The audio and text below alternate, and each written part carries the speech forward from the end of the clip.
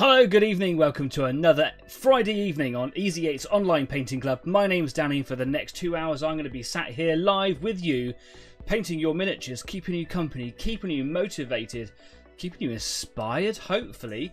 Today is a very, very special day.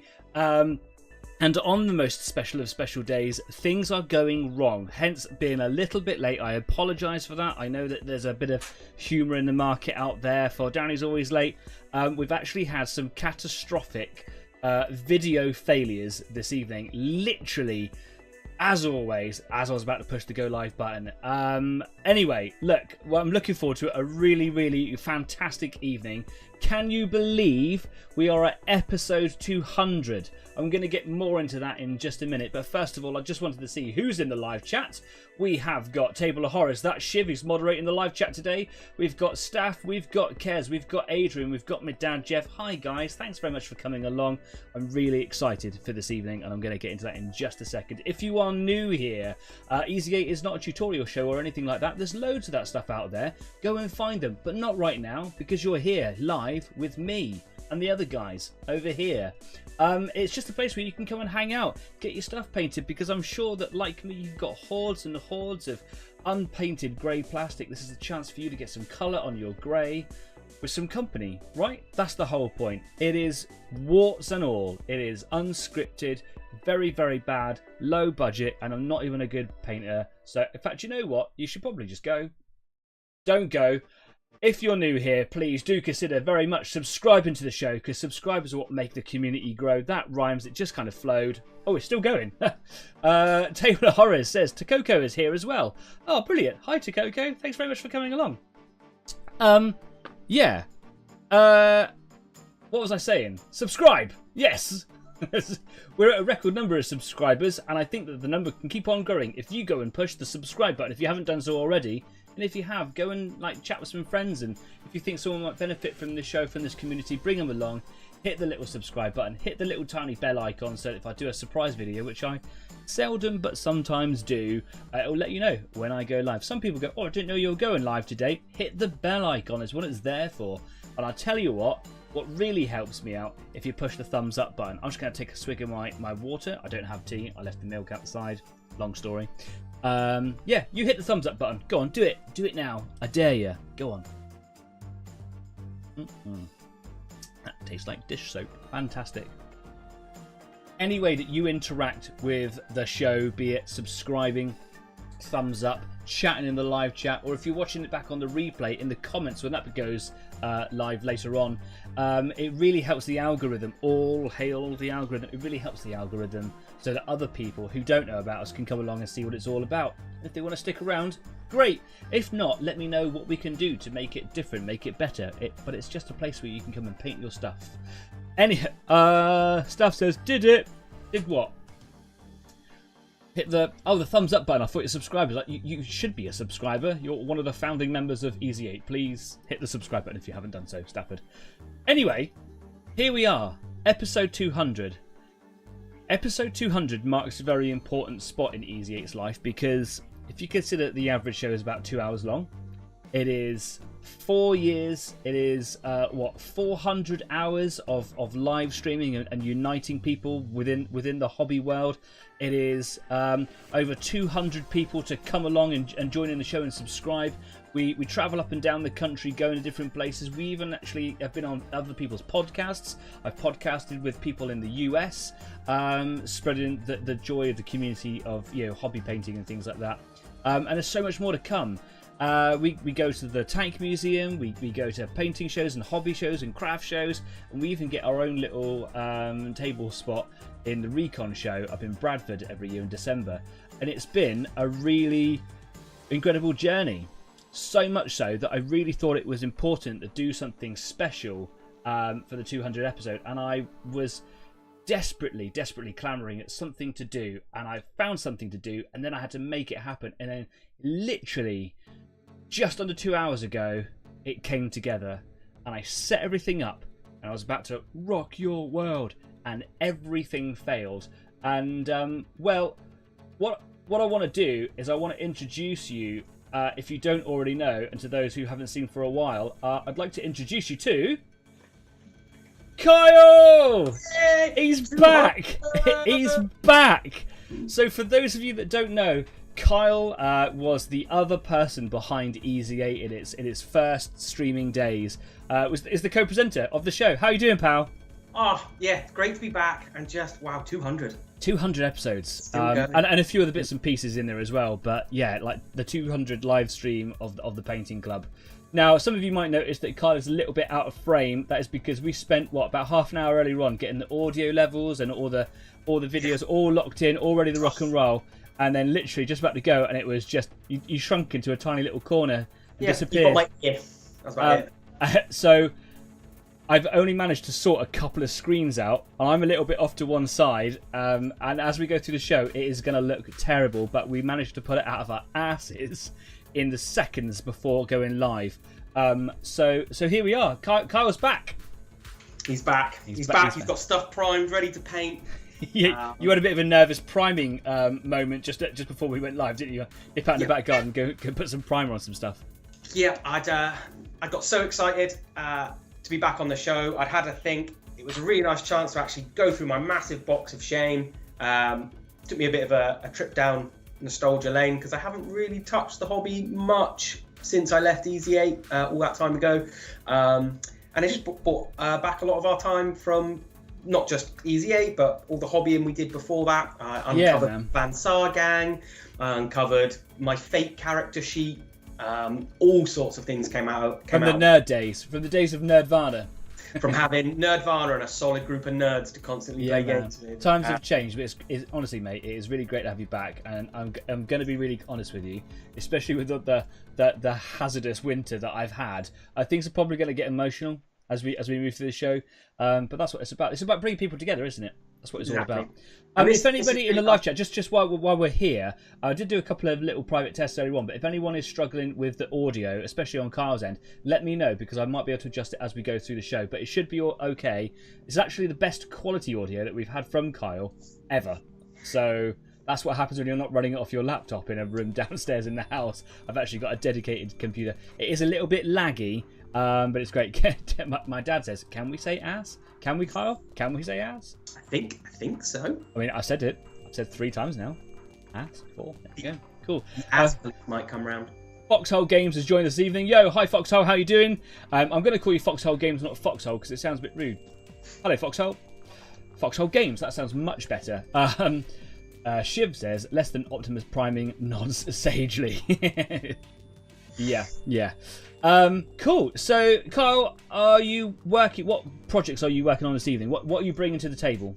So, like I said, I went through the big pile of shame / memory box, which has been fantastic, and I wanted to paint something that was kind of meaningful tonight. I didn't just want to go find some random miniatures, and I've actually been just getting back into the community again and starting to hobby again, which is great. I found a little local gaming group in the little village I live in, and they play a lot of Kill Team. So I am tonight going to be painting some Tau, ready for my Pathfinder Kill Team, because I have no idea how I want to paint them. So I've got sort of 5 Fire Warriors primed in black, nice. 5 in a Zandari dust, sort of desert camo style. Always love a desert camo. Yeah, you've always been strong on that, haven't you? Yeah, I just like it. It's a strong look, and I've got a couple Crisis battle suits primed in the same colours as well, just for the fun. Painting some bigger models. So is that the colour scheme you're going to go with? Is it? No idea yet. So yeah. So just open to creative. Exactly. Whatever direction.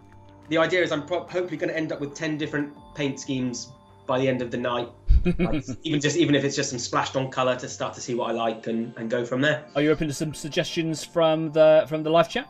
I not just open, probably need them. Okay, cool. So yeah, any advice would be fantastic. We're putting colours together and what washes to use to bring out different tones, and some of that sort of technical knowledge would be lush. Absolutely open to suggestions. Fantastic.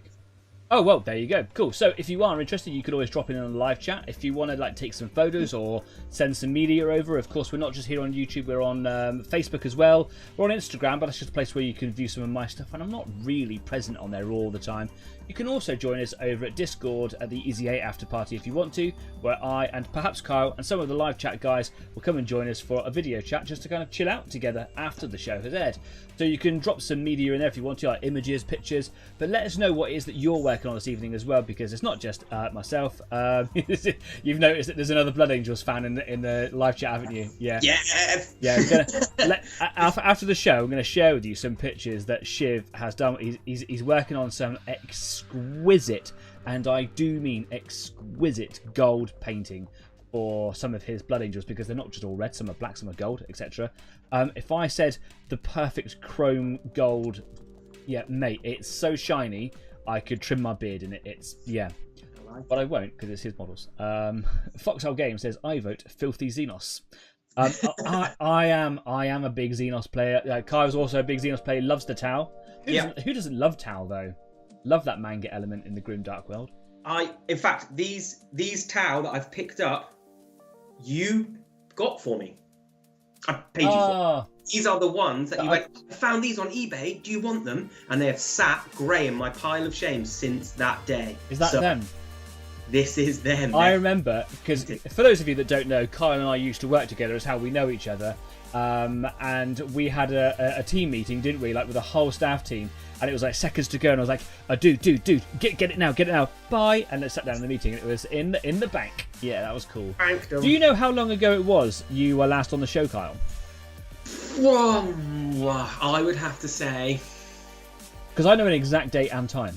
To the second. Yeah, I do.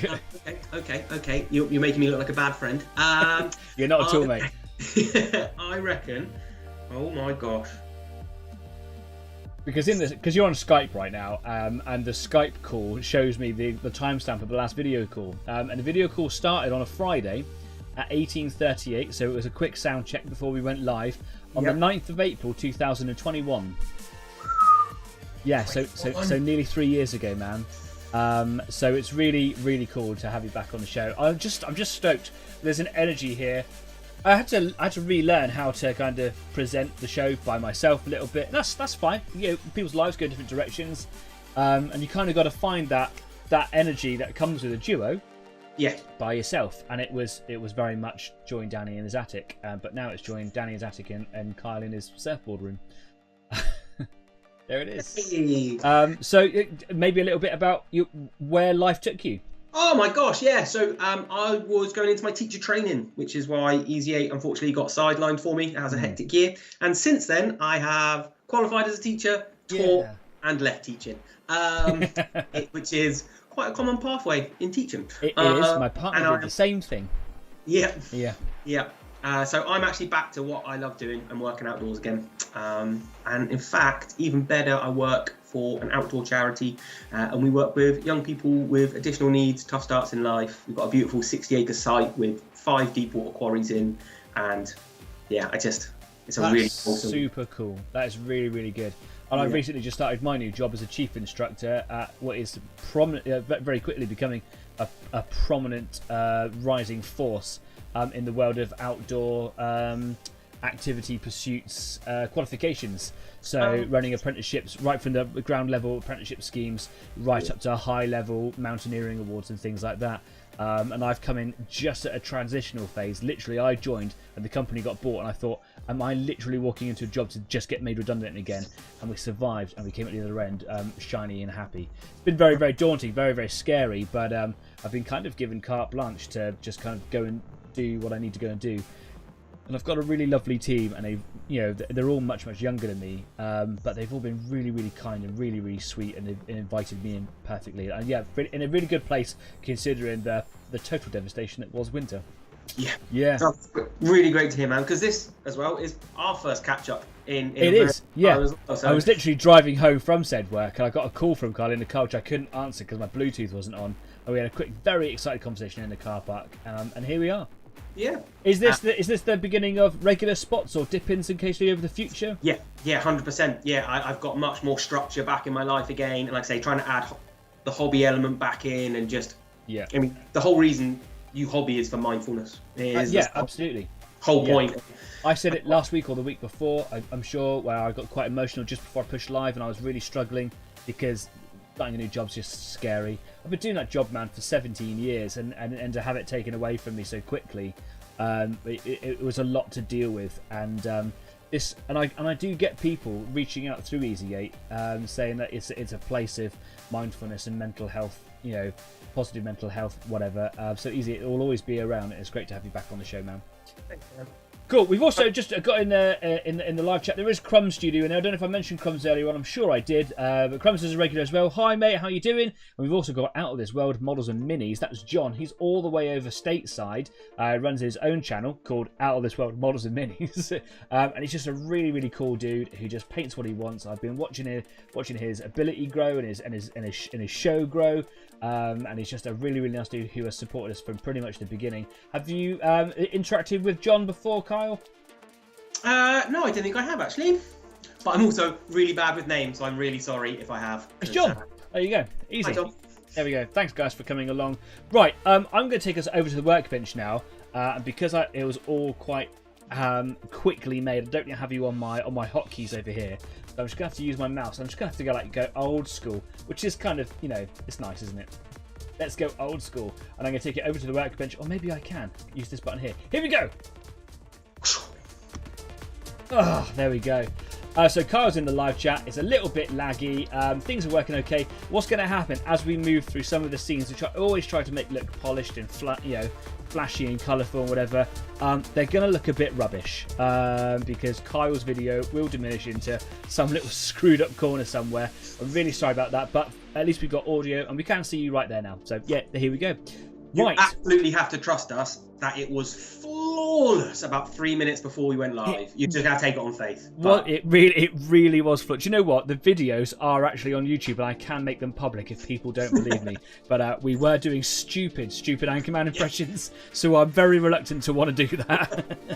We might be up for some copyright infringement there. Yeah, absolutely. Cool. So, Kyle, what I've been working on for the past few weeks now. It's probably taken me a bit longer. That's a regular thing that I say. It's been taking me a bit longer than what I wanted because I've been kind of practicing not a new skill, but trying to focus on something I don't do a lot of, and that is masking and airbrushing and trying to do some like dazzle effect camo. One of the things that Kai is benefiting from today that he didn't used to benefit from is a non-delayed video feed, because in the early days of Easy 8 it was all run off my laptop in a little corner of my house. I couldn't provide him with a live feed, so he had to watch the show on a 20 to 30 second video delay. So if I showed him something, I have to be like, what do you think? Wait for it. Yeah. Wait for it. But now he's got an actual live feed, which might be a cause for the lag if you experience that. So Kyle can see what I'm doing. So this is a 15mm Battletech Raven that Kez in the live chat printed for me on her printer, and the Raven is my favourite mech from MechWarrior Online, a video game, and this particular sculpt is modelled on that video game's version of it, because it's been through several different versions where they're all very similar, but this is exactly the model, weapon setup and everything that I like to use. It is a tactical mech, so it's not really designed for damage of any kind. It has a couple of little lasers on it. They're medium lasers, to be precise. Got some lasers. Yeah, it's got some slots for some missiles, which I tend to drop because it adds weight and unnecessary heat when you're firing them. But it's basically an electronic warfare suite. So it's kind of got like laser tagging, advanced targeting computers, active probes for kind of helping out and assisting with your radar. And this little effort in here is what is known as NARC, N-A-R-C. Can't remember what it is supposed to say. Kez in the live chat is our Battletech boffin, so should be able to find that out for me. But NARC, wrong answers only. What does it mean? Keep it clean, because the mods will get you. I think one of the last Easy 8 episodes I was in, I think Kez sent you a load of Warframe. It might have been hers that you were painting for her, or it was donated. It was because it was one of the, other than the tank. World of Tanks might be one of the first things that wasn't sort of Games Workshop based. I have a memory of some Warframe stuff going on. I'll have to go and have a little look. Mm-hmm. Yeah, but I don't really know an awful lot about Battletech universe. I know a bit. I know enough to kind of get around a little bit as a tourist. But all the different factions, I wasn't really sure on which one to go for. And there's a little underdog faction that appears briefly in their kind of make-believe timeline. And that is the Rasselhaig Republic, and they're kind of almost feudal Japanese mix with a little bit of Viking. Very cool. Okay, yeah. They get stomped on. They get stomped on. But I like them, and I like their colours. It's kind of like this blue turquoise motif. So I thought I'd go and have a look to see if there were like colour schemes for their mechs. And there's lots of different types. And as I was going through, I found a different mech, quite a bit larger than this one, with this grey, blue, turquoise dazzle effect. And I've just been kind of going for it. It takes a little bit of time trying to get all the masking in place. Again, a quick spray. I've got all the turquoise down. I started doing blue last week. The problem that I've had with the grey background and the silver metal bits and the blue and the green, they all clash. And it's been taking me a little bit of time to kind of get the right sort of brightnesses through to make them all kind of stand out. And one of the things that I'm really trying to do with this project, apart from ramble on for nearly 25 minutes, is just trying to learn to not get precious about it. You develop by doing more. So just paint the model. Just paint the model. If you sit there with the same model for 12 months and try to perfect it, you're not actually going to grow that much. You need to paint a model and then keep it on your shelf. And then over a year, you would have painted lots of models, and you could be able to see how you've grown as a painter. And that's really valuable. But it's very difficult as someone who likes to be a perfectionist to not get precious about it. So I'm just going to try and find a little bit of blue, get it in the airbrush, and just go for it, That's my plan, basically. Kez says, correct answer, I know, boring. It does not stand for anything. That's just what they call it.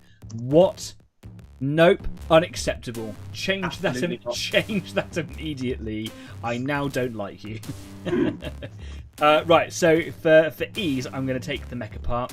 I thought, and to a degree I was correct, that painting the top part, the head of this mech, was going to be easier.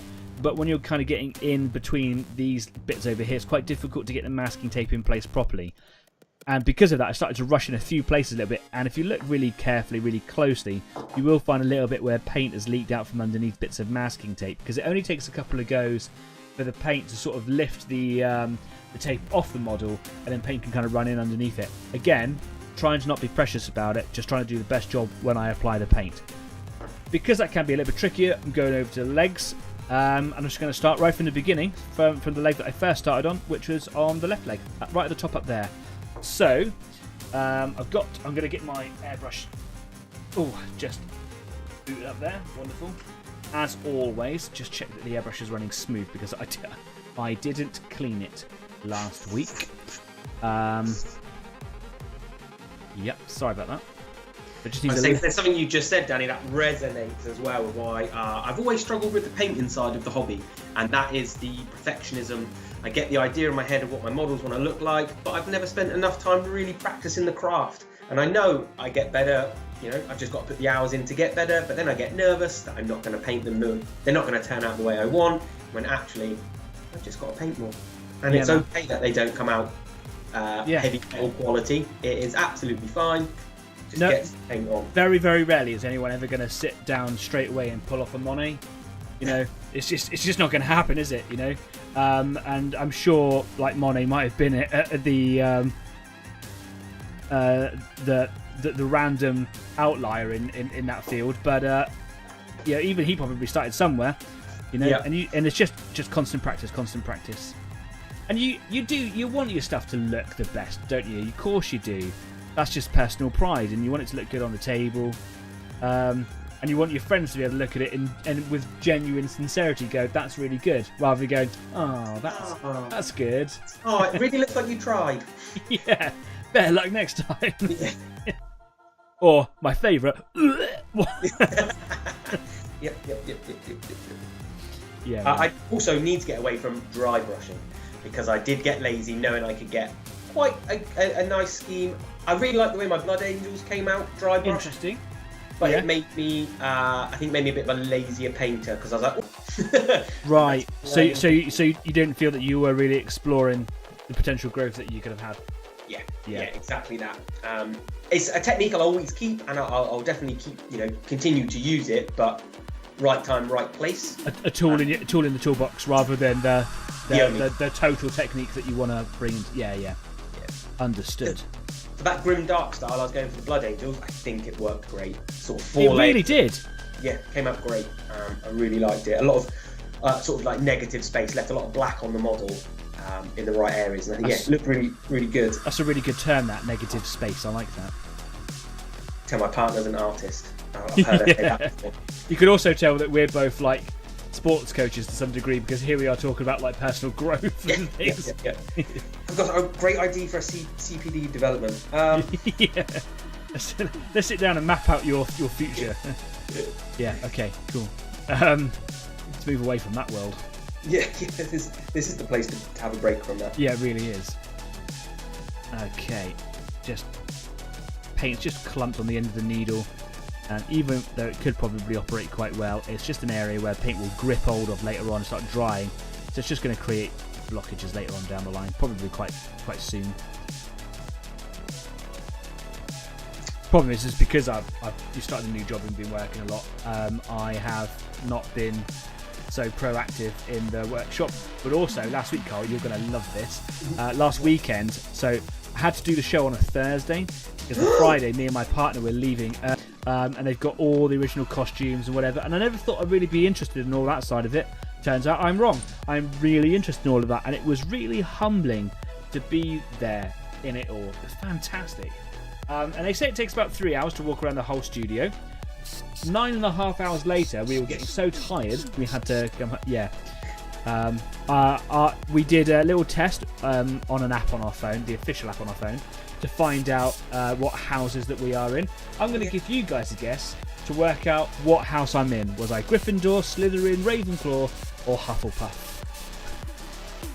I was hoping that I was going to be a Hufflepuff. I thought that I would be a Ravenclaw. Was I either one of those, or was I something else? Who knows? My money was going to go Hufflepuff there. I'm not going to lie. I was banking on Hufflepuff for you there. Some of the guys in the live chat saying that they're getting a little bit of lag, a little bit of staggering on their connection. Yeah, sorry. It's one of those things. There's a big load going on the computer today. Yeah, Shiv's got it right. I am in fact a Gryffindor. Bravery, courage, and the other thing, whatever it is, swords and stuff. What was the accuracy on them tests? Really accurate. Frustratingly, I am a huge Harry Potter fan and have never been to Harry Potter World. Have you not? No, it is on my list.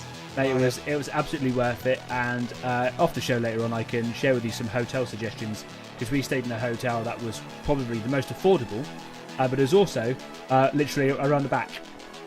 So yeah, Nice. Apparently the audio was cutting in and out, so I'm so sorry. Maybe it'll all calm down in a minute.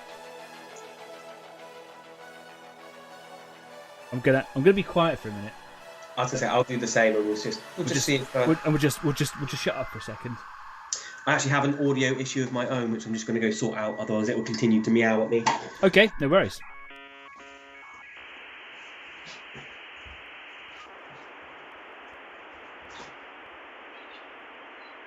Oh, he wasn't kidding. It really is meowing at him. Love that. Right, so Harry Potter World is the reason why I'm so far behind today. I'm so sorry for the audio issues, the video issues. It could just be a gremlin in the system. It could be that you know, I'm streaming with Kyle on today. Who knows? It is a lot in it for the computer. It is. It's probably the fact that I've got the virtual webcam going on for Kyle in the background, but it just means that he gets, you know, a live view of what it is that I'm doing. Otherwise, he can't see. We'll all be in the quiet in the chat if it helps too, says Shiv. Yeah, pipe it down, live chat. What are you doing? Right. That's what you're here for. Yeah. So, the blue that I made last week was a mixture of white and magic blue. I did write down somewhere on here how many drops of each so that I can make the ratio right, but I know that I want to brighten it a little bit. So I put 2 drops of magic blue and 1 drop of white. So I'm going to put in a 50-50 mix. That sounds about right, doesn't it? That sounds nice. So here we go. I'm going to do 1, 2, yeah, there we are. Simple maths. A bit of white, and then I'm just going to thin it right down. In your paints. With thinner, so it can go through the airbrush. The reason that I was using thinner a lot the other week is because I was using this turquoise, which I don't have in airbrush paints, and it's just for the brush. So yeah, you got to add loads of thinner to that. Not so much this one because these are all airbrush paints. I'm just going to add 3 drops to that. Just going to mix that up and see how runny that goes. Last week I did make it a little bit too runny. You can see here where I was spraying. You can see how much brighter this is. It is, I suppose, 100% lighter. I've added in an extra drop. I'm going to put another drop of... Oh, that was 2 drops. That came out faster than I wanted it to. Okay. Whew. Nice. There we go. So what colours are you experimenting with, and what model are you experimenting on? So I'm going straight to the Fire Warrior in the desert. I'm just going with a slightly darker base on the armour to start with, and then going to start layering on a bit more. I think this first one is going to go with sort of that dusty brown for most of the armour, and then like a really dark brown for like the middle, like small armour plate in contrast. And then probably I've seen some really nice desert camouflages where like the under fatigues are, even if just the trousers are really dark, again, almost dark brown, like really dark brown, almost black. So I'm going to give that a try, see how that comes out. And then I'm probably going to move to one of the black-based models and go super bright. And I have to do the first one of them in red. It's the colour I know how to paint. To appease the Blood Angel gods. Yeah, corn. No, not corn. What? Blood for the Blood God Emperor. Exactly. So yeah, I'll go back to where I feel comfortable with red, and then I'd like to do a really bright green as well. It's a shame in my experiment trying to get some brightening some of my colours to go a bit more neon, and wouldn't mind almost a Tron-esque. That could be cool. Yeah. And then they can be different colours as well. Try and make that sort of neon outlines and leave them quite dark for the rest of it. Yeah. And that would give me something. Actually, that would give me something quite nice to work on. I've never kind of done that sort of fading effect of light, sort of bright in the middle. Zenithal highlighting and things like that. Yeah. Yeah. It's actually very easy to achieve, even with rattle cans, if that's how you're priming. So you can obviously undercoat them all black, and then just come in from whatever angle you want the light to be represented from, and just hit it with a couple of bursts of the brightness, and then just apply your paint over the top, and you naturally get that zenithal thing coming through. Yeah, and because the spray can, like an airbrush, will kind of give you a gradient depending on your control, you'll get a gradient of what is apparently light, you know? Yeah. Yeah. I want to make that almost neon effect in the armor gaps. Yeah. So the neon will be in the armor gaps, and then it fading out onto sort of black armor plates for that Tron look. I've always loved the Tron look. I've always wanted to do an Eldar bike army around Tron, and like the Tron bikes. Yeah. I forget, they're just called light bikes or something, aren't they? Yeah, that's the one. Yeah, light bikes. Table of Horrors, Shiv says, question, if you can see it, is it actually good camo? It's like the people you see on like a building sites wearing camouflage trousers but high-vis jackets. Yeah. Pick one. Do you want to be seen or not? I don't understand. Very redundant thinking. Yeah. Oops. Just throw those tweezers across the studio. Why not? Right, I'm actually going to start putting paint on any second now. Light cycles. Thanks, Shiv. There you go. Light cycles. It is the light cycle. Right. So my attempt here with this colour spraying, masking, whatever, is that because I've put down one colour over the grey base already, is that I actually can overlap the colours, and it should just start kind of, making it look really sort of cool. Didn't really know where I was going with that. Yeah. So I'm just gonna, and I don't really plan it. I just kind of go for it. I just put the bit of paper down, look to see if it's gonna, a quick quality test, if you like. And then go like, yeah, that looks fine, and then just go for it, and just leave it to random chance, really, more than anything. But so far, it's come out all right. I'm actually really happy with it. And I'm just having fun with it. It was a gift from Kez, which was really generous, and I'm just having a fun time with it. A little bit of a break from all the 40k and all the tanks. Yeah, I mean, and that is that's the whole point of the hobby, right? Just do something. Something you enjoy. Yeah, that's what I really like about John over at Out of This World Models and Minis. He just goes and finds like a model that he just likes. And mostly he just finds stuff that hits home from like childhood nostalgia. So like big Doctor Who fan. Recently did 20,000 Leagues, I think, with the Monster in the Lighthouse, which I've yet to see that video. He did an awesome Alien 3 little maquette. That was, yeah, absolutely worth watching. Like the work he does on the domed head of that alien is so simple, but so effective. Like it looks like it's in the movie. Really, really good. It's funny you talk about that nostalgia. I found myself really lucky. I found a little gaming group in my village. And Nice. They all play 40k, but how I remember it as a kid, in that, oh, that looks cool. I'm taking 3 of them. Rule of cool is so important if you're not a tournament player. Yeah. If you like the look of it or you like it on paper, take it.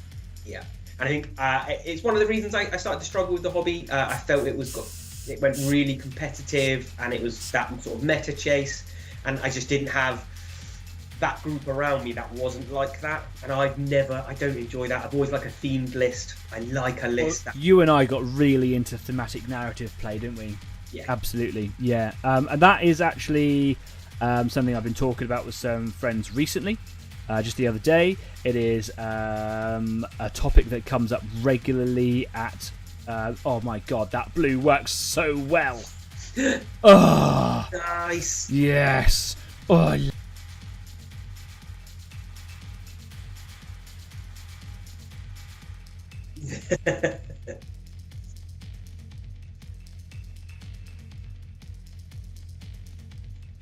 Oh wow, yeah. Nice.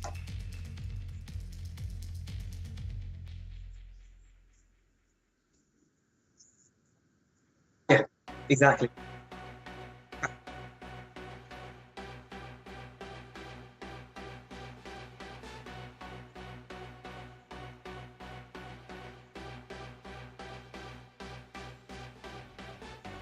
Yeah.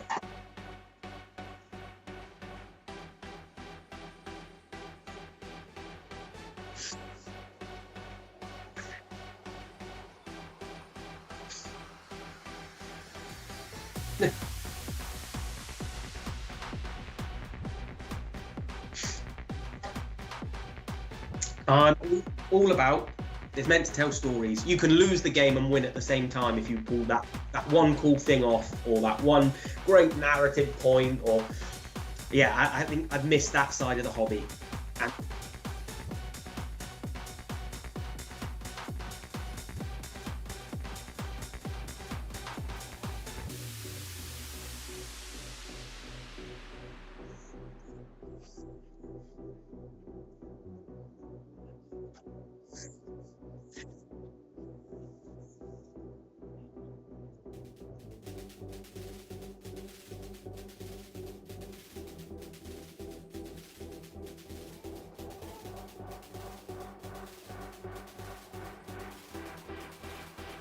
I will pick that story up while I do it. So it was, I think it must have been back maybe 8th edition.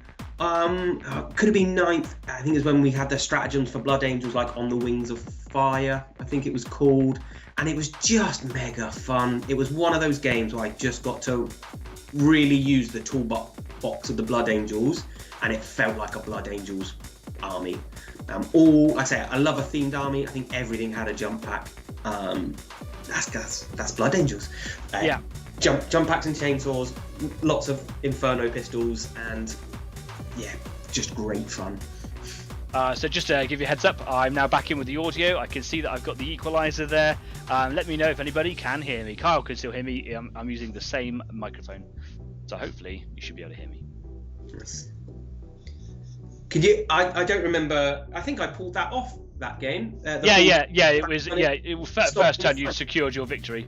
Yeah. I also remember setting up wrong in a game completely, and your horrible little gribbly, not even good shooters, just wiped my chaplain off the board before. Yeah, They did. Yeah. Can hear you, but a bit tinny. Yes, that is why I often use the big professional mic, is because the sound quality is just that much better.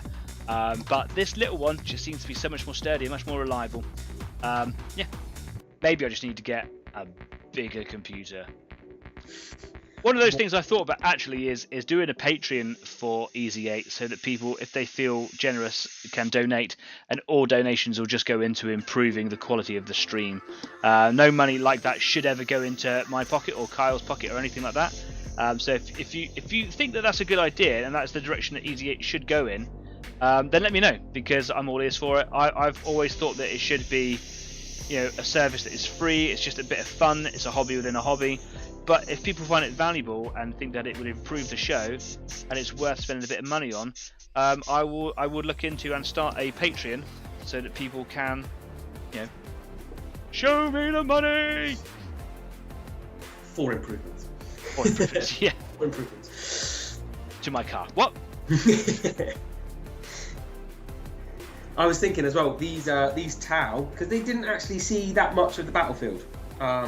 But Yeah, you only played a game or two with them, didn't you? Yeah, but I really, again, themed, I just wanted Tau infantry. That's all I really wanted. I just wanted the humble fire warrior and to see what you could do with it.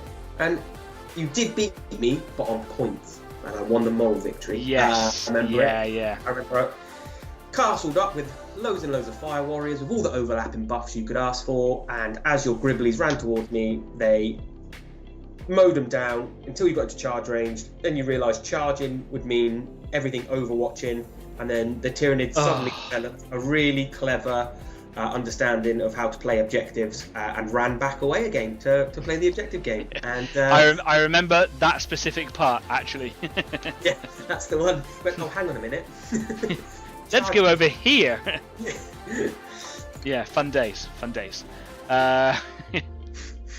Yeah, Overwatch with Tau back in that edition was just terrifying.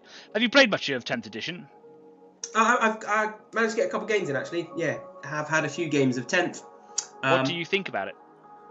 I must have. Originally, I was frustrated that it seemed to be, we should call it streamlining. I've always liked a heavy rule set. I like a big crunchy game. I want thousands of different traits on weapons and all the rules and all of that. But I get it. It did streamline it. I did enjoy it. I've realised I don't play the tactical game. I think I've never got out of my early Blood Angels mindset when I play a Blood Angels of you're just there to wipe the enemy out. Yeah, you don't have to worry about tactics and strategies if you just go and hit it with a hammer, right? Yeah, if everything's dead, can they really win? So that's been a good adjustment. I did start trying to adjust there with it, but I find that the game has started chasing sixes too much. And whilst they are kind of watering the whole game down, that chasing the sixes just became a little too. It's designed for the tournament player at the moment, and that's fine. They should get their go. They should have their time. But yeah, for me, that wasn't really what I wanted, and I don't get upset about it. There are some people that get quite crazy about it, quite emotional, which is also fine. But you can just play an older rule set. Yeah. That one got me when they originally got rid of Warhammer Fantasy and loads of people burned their armies. Like, you still got your rule books and your and now they've re-released it, so well done. Justice. That's one I would love to get back into, and I've only seen so far positive reviews on it. I haven't heard an awful lot about it. What I have heard has been good. Yeah, it seems to be a passion project of one person behind the rules team. So it's really coherent, really tight rules from what I've heard. Chat if you know any different, would be great, because that was my first love, Warhammer Fantasy. There is something empowering about pushing blocks of troops around a table like a real general and worrying about facing and ranks and formations, and always loved it. I know there's one that came out of it. Is it Kingdoms? Age of Sigma? No. There was a whole other game. Oh right. That came out and basically filled the void, and that seems really good and tight. And it's designed that you can play with any miniatures. It kind of just gives you the rule set of these are orcs. If you want to use Warhammer Orcs, use Warhammer Orcs. If you want to use whatever, use whatever. And you can kind of just make it work for you, which, again, I really like. Cool. That's interesting. Yeah, I think I've always... Oh yeah, sorry. Go. No, go on. I was saying, I think I've always been more drawn though to the smaller skirmish games. Like I love Necromunda, love More Time. I think I'm going to really enjoy getting into Kill Team. I've just always liked that. I think that narrative potential from it as well. Yeah. Well, that's something that we've spoken loads about in the past, isn't it? Yeah, absolutely love it. I also like the smaller skirmish games. I like to give names to all my people, and in larger games I give names to the squads, because it's just easier that way. And you always remember the deeds of one, you know. Yeah. And I really like that style of that play. And Warhammer 40,000 did start off as a skirmish game. So I always say, like, just play to your wants, you know. If you like Warhammer Apocalypse, which is like fit as many thousand points as you can on the table, go for it. If you want to sit there for a weekend, why not? I don't like the idea of like taking squads off of the table with one volley. That kind of, if the amount of effort I go through to paint it and you know, I really feel for the chaps on the table, you know. Yeah, it can be quite feel bad moment, can't it? Yeah. But yeah, I don't mind a big game, but yeah, like you say, I enjoy the smaller games, and really struggling with this bit of masking tape doing my head in. Come on now, just get into the right place there. But yeah, I remember playing Warhammer 40,000 with like a squad and a couple of squads and a tank or a dreadnought or whatever, and that was really fun. I remember going down the shop and saving up my money and buying a big metal what's-it, and it'll be the next edition, and you're just trying to squeeze it into your small army. And over the years I got carried away with it, bought the cool thing, and then before you know it, you've got a whole table filled with stuff in it. It takes an afternoon just to do your movement phase. Yeah. So yeah, I fell out of love with 40k recently because of 10th edition. I played one game of it, it didn't really feel right. I've not really pursued it. 7, 8 and 9 was where it was at for me. We played a lot of 7 and 8. Yeah. 9 started to walk away a little bit, but it still had some strengths. And I've still got all of the rule books from those editions. I still got all the open war cards when we used to play. I forgot them. That made such a fun game. You know, we turn up to and. Open war was the big pinnacle for us as gamers, because I don't think that during that edition we ever played a single mission out of the rulebook itself.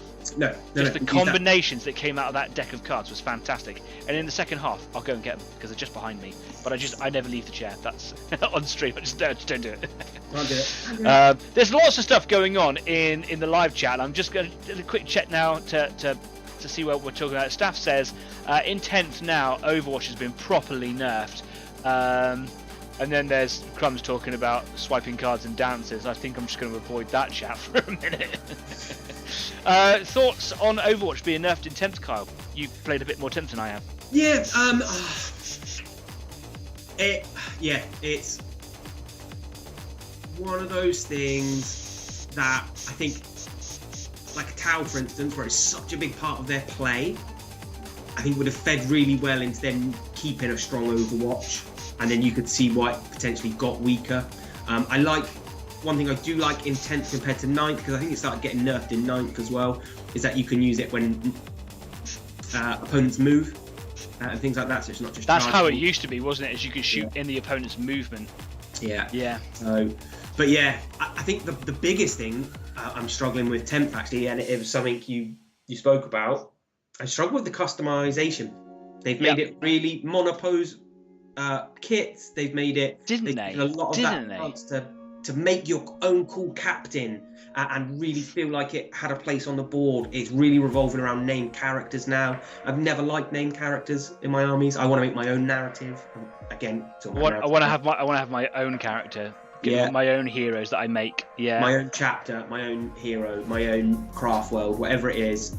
Especially looking at the new Guard release as well. That was the whole point of Guard. You made your own regiment. You got to have all the fun with that, and the way they've just, I think, taken that aspect away from the game is probably the seal of the end for me at the moment. And again, like you said, I'm not bitter about it because there's so many options out there. It's absolutely fine. And you can still do the old thing.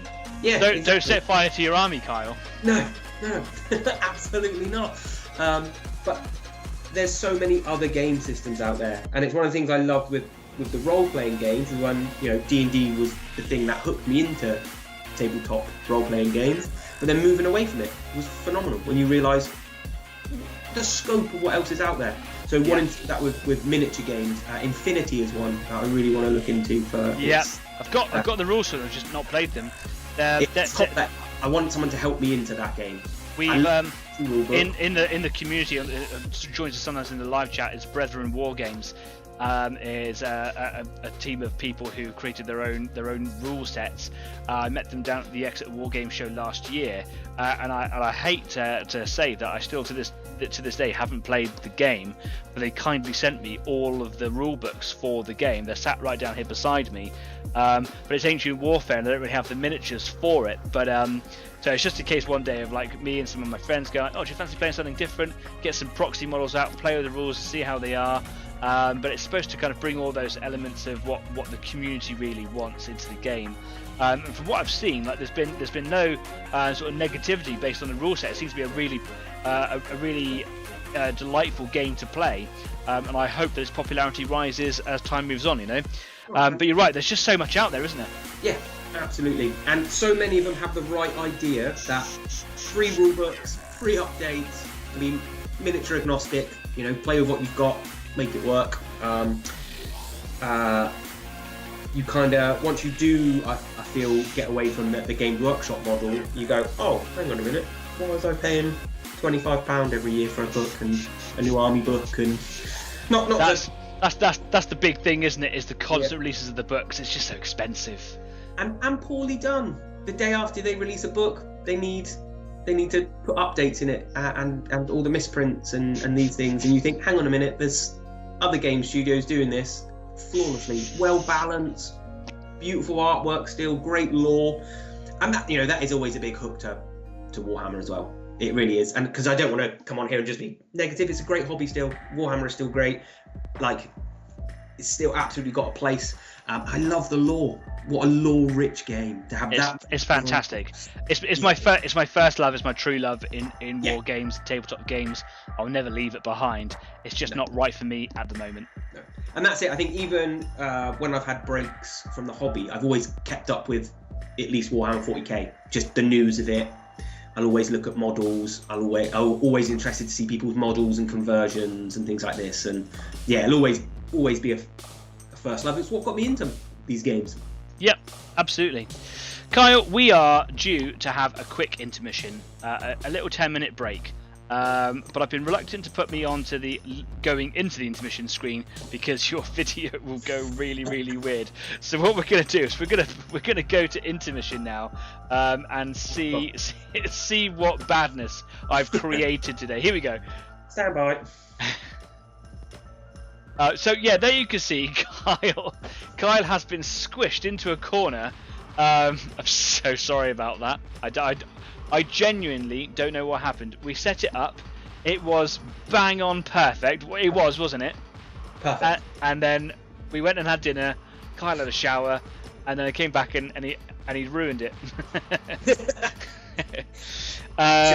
Just egging him. Yeah. Crumb says Moonstone is a pretty whimsy tabletop game. I've never heard of it. Perhaps we'll have a little chat about that on Discord later on. Yeah, he's saying that we'll have a little chat about it later. Shiv says the other answers were not things I could say in chat. Okay, yep, cool. That's what Discord's for. Adrian, the new guard sets are highly customizable. I've gone with third-party heads to be able to create more Praetorians. Oh, that's good. At least they're trying to now sort of expand into the world of the customizable things. Don't get me wrong, like the quality of the models, like the Space Marines or whatever. Yeah.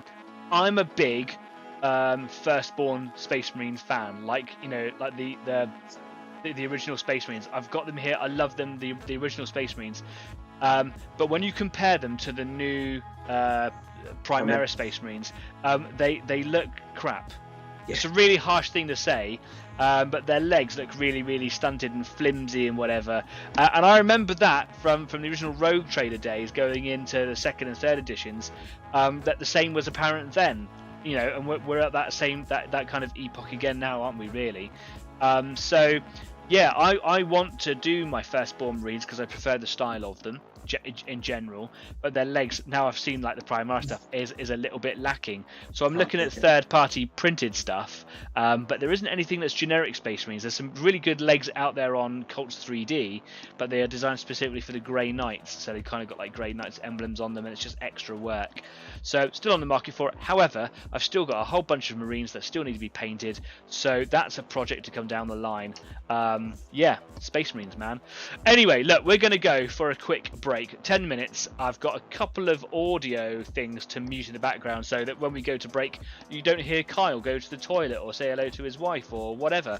So I've got to try and do all that in the background, but it is the intermission. And in the intermission, we always go and change our paint water, and more importantly, we always come back with a grown-up juice. Drink responsibly, kids. We'll see you in 10. I've got to find the button. Where is it? Bye! See ya! Cheers! Where's that button?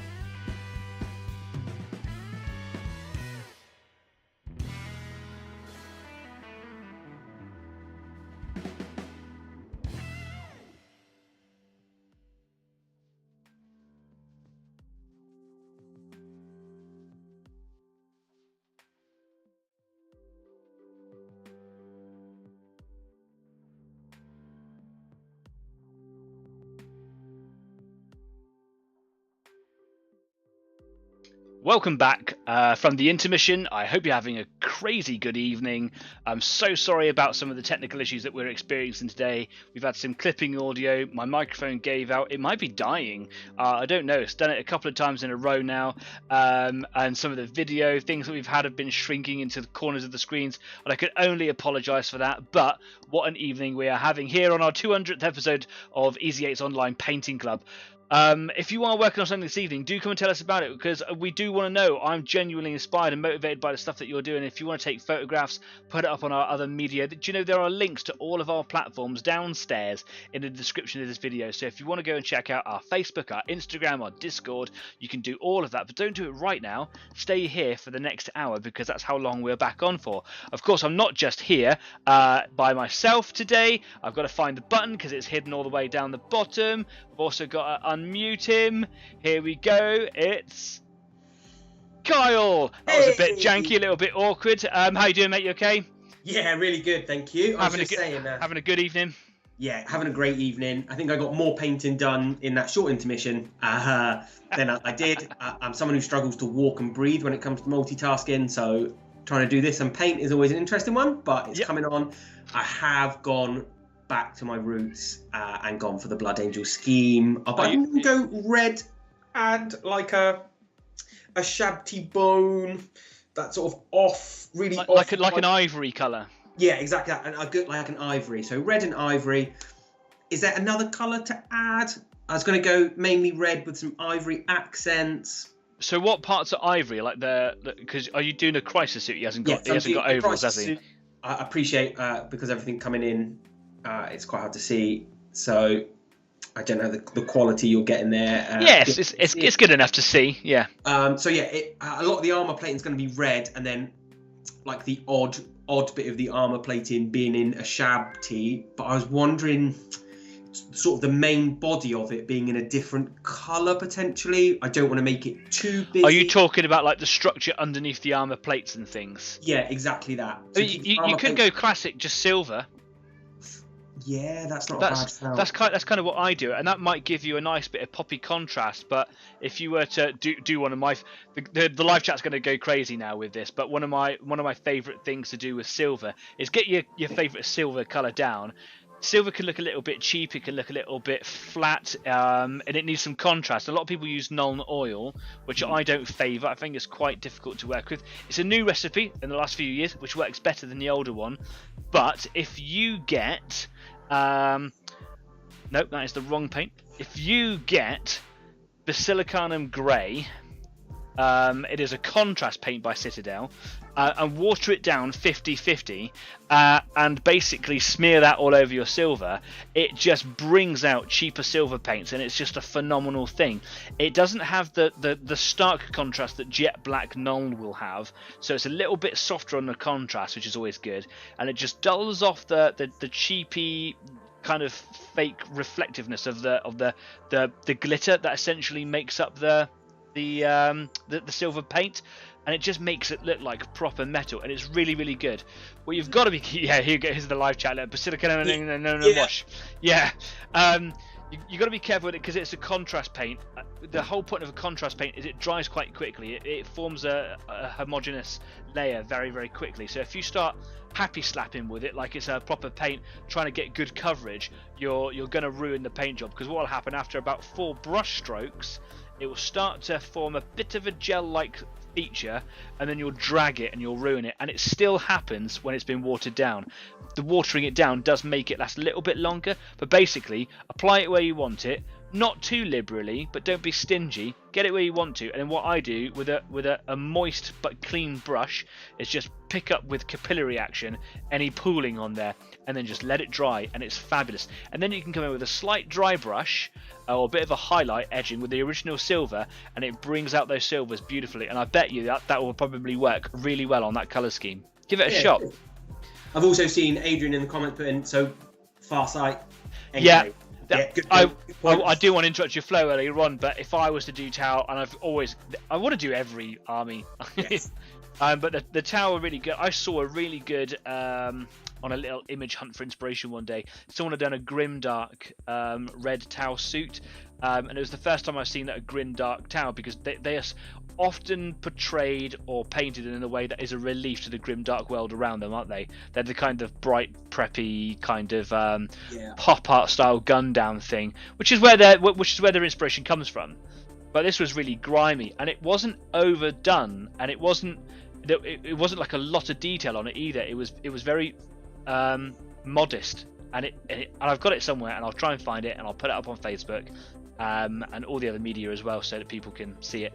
And it was really, really good. And I thought if I did the Farsight enclave in that scheme, I bet it would look absolutely fantastic. Really, really good. So yeah, and of course you do get Commander Farsight, and he's nails. Yeah, which always helps. And yeah, nice is a bit of a surprise that Tau can go into melee every now and then. Yeah, he's got a really big glaive, and he's gonna you up with it. He's gonna glaive you. Yeah, he is. Shiv says, everybody drink Basilicon and wash. I really want to make a soundbite for Basilicon and Grey wash for Danny to use. Oh, John's back again. I love contrast paints for weathering. Oh, that's a good shout. I've not used them for weathering before. I started to use a contrast yellow for my Tyranids because all the effects that I was trying to achieve with glazing with browns and things actually could just be achieved with one colour of yellow contrast. So it just did all the work for me. It looks really, really good. So yeah, anyway, look, I'm getting a little bit carried away with myself here. If you like what we do here, please do consider subscribing to the show. Oh look, Kyle is in front of the subscriber banner. I told you, warts and all. It's all gone a little bit. It's very embarrassing, but it's very funny. We did check this. We checked it. We checked it all. Tell you what, if you can get us to 300 subscribers, I'll release the test videos. I'll keep them there, and I'll release them at 300 subscribers, and you can hear me and Kyle doing Anchorman impressions. Helps to have a chaos infused blade for melee, says Adrian. Yeah, that's why he's nails. Might not be him. He's got big blades. No more tanks, just subs. Alright, no, that's going to upset Stafford. John comes in with the orange contrast paint is good for rust. Yes, I should imagine it probably is. I do like playing with all the weathering techniques. I really like doing it on all the tanks. And I haven't really done that much weathering with 40k. And I would like to do a little bit of that when I get back to my Space Marines, because I've got quite a collection of Space Marines to do. But before I get there, I've got a host of other projects to play around with. I've got McFarlane Space Marine Dark Angel in bits, based and whatever beside me, and I've also got, which when I go to the workbench I'll show you again the work that I've done so far. I've got a resin 3D printed 1/18 scale Ed 209 from RoboCop that I'm very excited to play around with. Anyway, before I get back into painting, of course it is the weekend. It is a Friday, it is the second half of the show, and the grown-up juice is out, so I've got myself another golden ale because it's my favourite. It's the 200th episode. Kyle has rejoined us, and it really is like getting the band back together again. So to everyone who's come along on the journey so far, and to Kyle and all of you guys watching right now, happy weekend and cheers everybody. Thank you very much. Cheers. Let's get messed up and then tidy up because I never clean my airbrush. Right, we're going to go back over to the workbench. Here we go. Zooming in. To celebrate the 200th episode, I've cracked open some mead from Lindisfarne itself, from the very abbey. You went to the abbey to get it? No, it was actually a present from someone doing a big walk up there. Oh, sorry, nice. Studio, not quite single malt on this one. Normally, that is a good go-to. You are a whiskey fan, aren't you? I am a big whiskey fan, but I thought if I had to be coherent as well on a podcast, on a live stream, whiskey might not be the one. If I remember rightly, for your 30th, I bought you a red label. Was that right, or was it a black label? It was a black label. Black label. Yes. Red label might be cigarettes. No. You can get a red label too. Okay, cool. Yeah. I had the luxury. Sorry, no. I had the pleasure. Sorry, the pleasure to try. I'm not really a big whiskey fan, but a friend who I was playing D&D with at my old job brought out a type of whiskey that was a peaty whiskey. And I was like, oh, that sounds interesting. I can't remember the name of it. Unfortunately, I'm not very good with whiskey. And I tried it, and I absolutely hated it. It was like drinking a bowl of mud. And I'll tell you what, even after washing it away with other spirits, the flavour remained for many hours. Really gets up in there. It got right up in my business. I did not like it at all. But I tried, man. Oh, I just want to say, coherent is overrated. I've tried to base my career on pretty much on that sentence. I'll get there. As long as you're within 1 inch, you're coherent. Yeah. I like that. Yeah. Hopefully, your employers are not subscribers to this show. They might be soon. I will be spreading the gospel. Oh, that's exactly what we need, mate. Yes, more subscribers. Like I said, I found this little gaming group. I haven't actually made it down yet, but obviously hopefully again, that will be something that will interest. The people I've met from it, seem absolutely lovely, and this could very well be their cup of tea. So I will be, like I said, spreading the gospel. I always do. I've always continued to, whenever I find people in the hobby, always signpost Easy 8. Thanks, man. Because it's an incredible thing, right? It is, and I really have always believed in it. Do you remember when we were first talking about it? I was like, "What do you think? Do you think I should do this?" Because originally it was going to be like a games club, but then of course COVID hit, and you were like, "Do it. It'd be good for mental health." Yeah, it's getting people together to do something they love, and it just helps remind people to do it. If you've got something like this scheduled, even if you can't be here every week, it just reminds you to cut out a couple hours to do some painting. Yeah, absolutely. And you always feel better afterwards.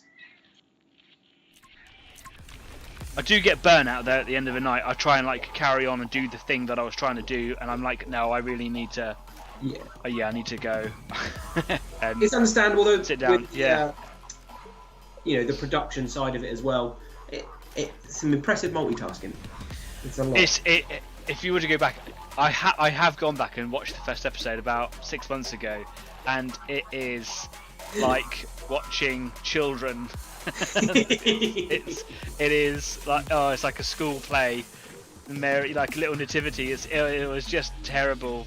All enthusiasm and no skill. Yeah, being very monotone, and I'm gonna turn the lights on, and mate, it was I've got to apologise as well if it's coming up over audio. My cat decided he was desperate to go out in the rain and is now annoyed that he went out in the rain. So sorry if you're picking that up. No, we are picking it up, but we are actually pro cats on this channel. So yeah, I don't think you'll get much hate for that. They are family. I've become pro cat with this cat. I've always been a dog man. Yeah, you are a dog man, aren't you? Yeah. But no, this one got me. So. What's he called? Billy. Classic, beautiful name. Yep. And it was a classic from my partner. We're both massive animal lovers, but my partner's definitely more so. And I got told the day before, oh, by the way, we've got a cat. And we'll pick it up tomorrow. But you can name it. And then we got him, and then I didn't get to name him. But he's a very, very chilled cat. Greets me at the door or my car if he's outside. He will greet me at the door, comes to his name, and is more dog-like than my dog. Definitely. Ah, that's cool. Talk about names for cats. Stafford's son's got a cat called Batman. Nice. That's strong. That is a good strong name. It's a good name for a cat, isn't it? Yeah, I love that. In fact, we've just got chickens, and I'm down one name at the moment. We've named 3 of them. Can I recommend Danny? Danny the chicken. Do you know what? Just go classic 40k, mate. Dante. What a great name for a chicken. At least I know it'd live for pretty much ever. Yeah. I don't know if it fit the theme. What have we got so far? Redneck, moonshine, hillbilly, and he's one more. Oh. But we're committing to the full homesteading lifestyle. And I must admit, fresh eggs are a game changer. Yeah, I'm all for fresh eggs. Big fan. I am a vegetarian. I'd love to be a vegan just because of the idea, the notion of animal welfare. It's But tough. even if I was vegan, which I'm not, I still would be pro egg. Yeah. Still would be pro egg because I don't believe it actually affects the animal's life welfare or anything like that. As long as they're farm correctly. As long as like if you were to keep your own chickens, go for them, or if they're like farmed correctly, yeah, sure. I just kept up with some of the comments in the chat. Yes. Oh, Rooster Dawn. Yeah. The Emperor of Chicken Kind. Chicken's Kind Valdor. Rooster Dawn. That sounds good. Yeah. I don't know if I can get these past my partner. I think you should just go in and just go for it. Yeah, well, since I never got to name the cat, maybe I can play my veto card on a name and finally get to name an animal. Staff has gone Chicken L. Cluxon. Oh, yeah, okay. That one I might get away with because I don't think she'll pick up on that's some more deep lore there. The Avatar of Chicken. I'm sorry, I'm just being stupid now. Yeah, your cat's giving it some lungs there, isn't Oh my god, he's a very vocal cat. I will be 2 seconds. Stafford's gone, how about KFC? It's a bit harsh, isn't it? So this new blue that I'm using here it's certainly the vibrancy that I want, but it's so vibrant it stands out more so than everything else on there. So there's a part of me that is thinking I could revisit this as a future project and do a lighter turquoise and try and do the same sort of thing again, but in the interest of finishing a project, for God's sake, and doing what I was saying earlier on, which is just not getting precious about it, I'm going to carry on as if this is what I wanted to do, which is definitely not. And then later on, maybe I could come back to it and do it as like a secondary feature to this project. Just a more strong Beaky McBeeface classic name. Love it. The Colonel. The Colonel might work. Mate. Because that's got hillbilly connotations to it. Yeah, it does actually. Yeah. Or if you wanted to, you could go like the General, which I think has got like that's God, I can't even remember what it is now. The old TV show that was turned into a movie a little while ago, and it has the Confederate flag on top of the car. General Lee, Dukes of Hazzard. Why did that disappear out of my head? Yeah, the General Lee. General Lee. Or Daisy. Yeah. Daisy Duke. Foghorn Leghorn. I say it. Again, I don't know if I can get a Confederate general's name past my other half as a as a name to go on that one, especially as she used to live in Texas and is pretty clued up on that. That is not going to slide back so easily, is it? I was also saying to Danny in the intermission, I was very optimistic when I said I've got 10 Fire Warriors, 3 Crisis suits. I'm going to get lots of different paint schemes on the go, especially with how rusty my painting is. How many paint schemes have you got done? 2, if we're being 20%. Yeah. But more importantly, I'm enjoying the process. Yes, nice mate. to be back painting some miniatures. So what are you thinking about future returns? Are you thinking about every week, or are you thinking about once a month, or what? I think once a month would be absolutely doable for me and feel fantastic to be part of as well. Excellent. And hopefully we can iron out our tech issues then as well. With we will. I promise I will do everything I can to iron out the tech issues. Some more chicken suggestions going in there. Saunders. Or Sanders.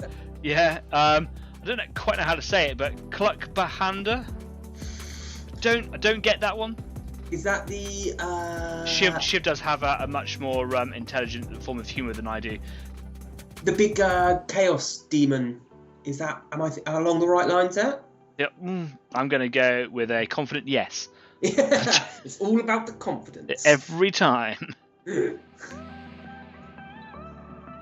This tape wants to stick to my tweezers more than the model and does my head in. Oh, I just remember, Danny, something I used to love doing on the previous podcast is just a bit more of a general chat in the world of fantasy and sci-fi. And it's been so long, we've got so much to catch up on. Yep. The Dune movies. Are you a Dune reader? Did you read So, no, I've never read the Dune novels. I know a lot about them because it's always been like not always, but yeah, it's hot topics that I've been involved in the past to talk about them, and so I've just kind of picked it up by proxy, really. Yeah. I was a big fan of the original movie with Patrick Stewart and Brian Blessed and all that lot in it. Was Brian Blessed? Brian Blessed wasn't it? Wasn't he? Was he? Oh, I can't remember now. No. Anyway, yeah, Sting. Yeah. Yeah. Let's go there. I don't think Brian Blessed was in it. I'm thinking of Flash Gordon. I was going to say, are you thinking of and the Hawk? But yeah, so I was a big fan of that movie. I've only watched the first of the new ones, and I liked it. I thought that they made it unnecessarily slow. It could have done a bit more, but it was never supposed to be Fast and Furious or anything, was it? No. I feel mirror the books quite well. It Did is it? quite a slow-ish build, and then things happen quite quickly. It is very much a book of two halves, I feel. Yeah. Do you think, or do you know if they're gonna like do the whole set, because that was the intention, wasn't it? I think was to kind of was to do like the proper Dune series, and then go into things like the Children of Dune and things like that. Do you think they're gonna go down that way? I don't know, because they get wacky. They get quite interesting. I hope they do. Because again, I think they did them pretty well. Yeah, I'd love to see it. I'd love to see at least the next one. Have you seen the second one? Yeah. And I've seen the second one there, and I'm pretty happy with it. You know, whenever a book gets adapted into a movie, you know, there's always give and take on what makes it in, what doesn't make it in, how you change a book to make it flow for the screen and things like that. So yeah, I was pretty happy with how they treated it. There's always going to be changes from the original source material, and I think in some ways there should be. You know, like Lord of the Rings did it right, if you want my opinion. There was a lot that wasn't in that film that didn't need to be in it. And I know that there are, and I know a few, there are hardcore Lord of the Rings fans that go like, why wasn't Tom Bombadil in it? Because it would have been a fourth movie. Yeah. If you put all that extra stuff in there, it's just unnecessary stuff. And also, what does he do to the plot? Yeah, exactly. He doesn't progress the plot. Even in the books, he's almost a throwaway.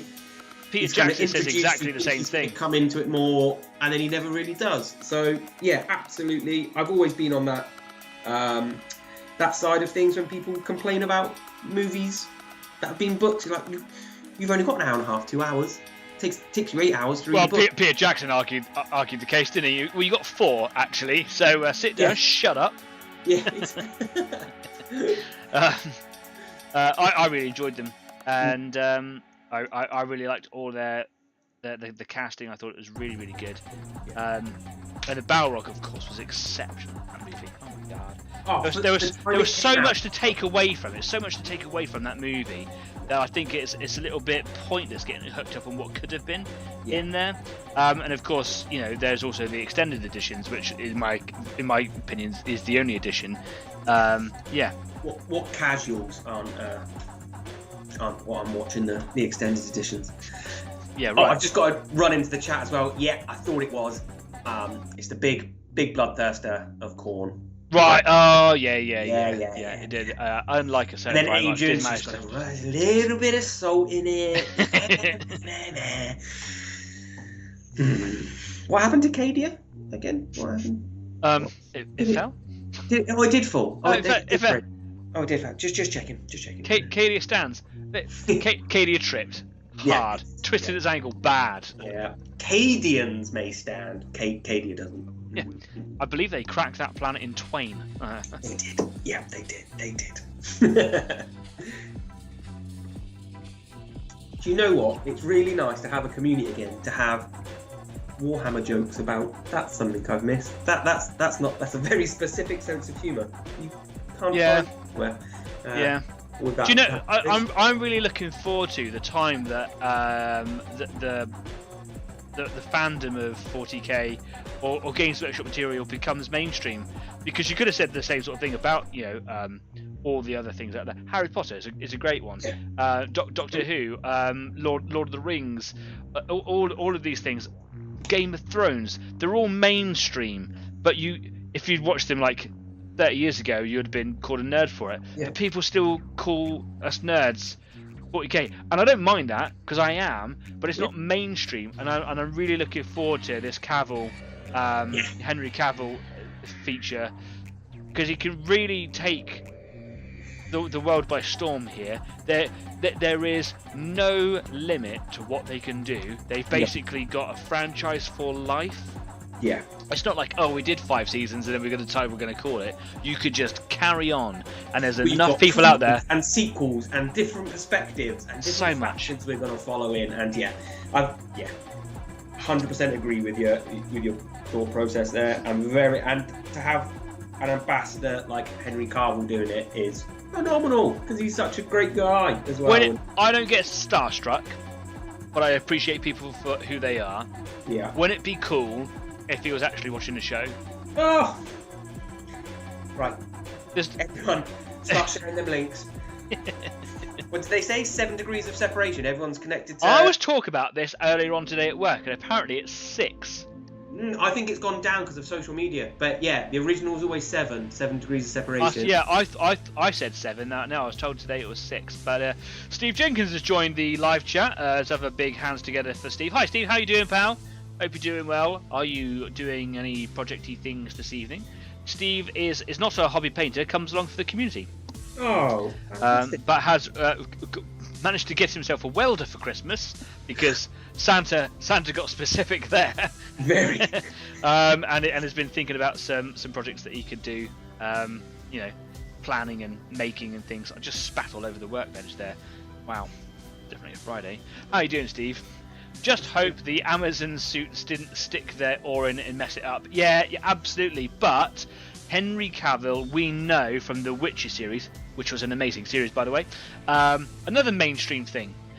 We know that from his exploits there, that he only gets behind it if they're going to do it right.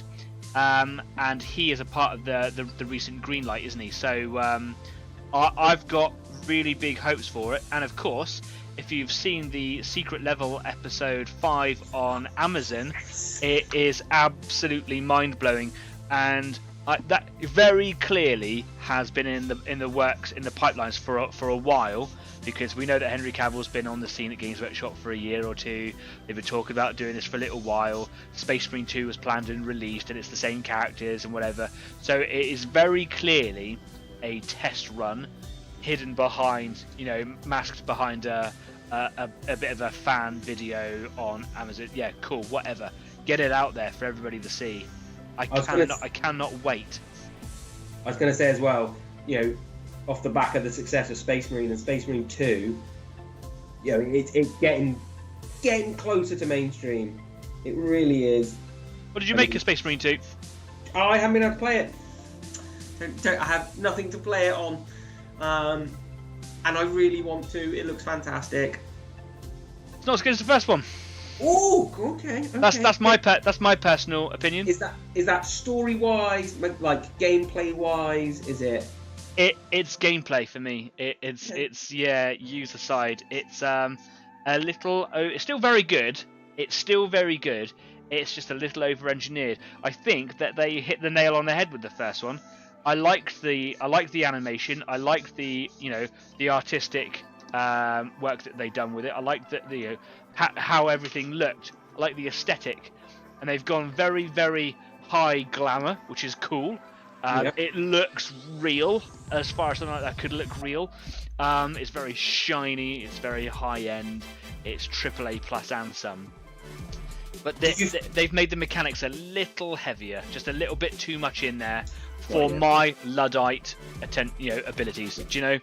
Yeah, I get what you mean. And I'm not a gamer of that type. I'm a strategy gamer. I like to take my time in something, like turn-based. So when things get quick and crazy in first-person shooters or third-person shooters, I do struggle. But I love it. Do you feel like a Space Marine when you play it? Does it impart that feeling of a superhuman? Yeah. Oh, Yeah. That's you what I want. literally take on hordes of Tyranids. Ooh. And in the opening sequence is you find out what he's been doing for the past 100 years, and he takes on like a planet's worth of Tyranids by himself. The guy is like immense, and you like fight Carnifexes and Zone Thropes and all the big stuff. Oh. And they made a little patch a little while ago where they stuck a Hierophant in there, which is the giant Biotitan, because why not, right? Yeah. The multiplayer doesn't work as smoothly for me. Gotcha. And I find that a little bit difficult to navigate, because there's just always someone out there that's just got the skills better than I have. Yeah. And that's not a fault on the designers. I just wish I was better. Yeah. Basically. For me, I never made the switch to the sort of multiplayer. I played a little bit of it, but what I really got into was Exterminatus, which, for the people out there that don't know what that is, it was a game mode where up to 4 of you could make up your own little outfit of Space Marines, and you could choose like a tactical specialist, a tactical marine, an assault marine with a jetpack, which is all very, very close combat stuff. Or you could have a devastator, which is a heavy support space marine. And you could choose all the different weapons and loadouts, and you could make your team to best suit your group's play style. And it was basically, you get 4 levels, each level has 4 rounds, and it's just wave after wave of orcs. And as the waves go on, it gets more intense. As the levels go on, it gets more intense, and then as you go through the 4 different chapters, they get more intense, and you just got to see if you can survive, and you get a certain amount of respawns. And it was it was kill team, fighting against orcs. Essentially, it was just epic, and it's not present in this new one, and that really bugs me because it was so successful. A game mode. There have been talks about them getting it in there. I hope they hurry up, but I understand it might be a bit of a niche mode. I don't know.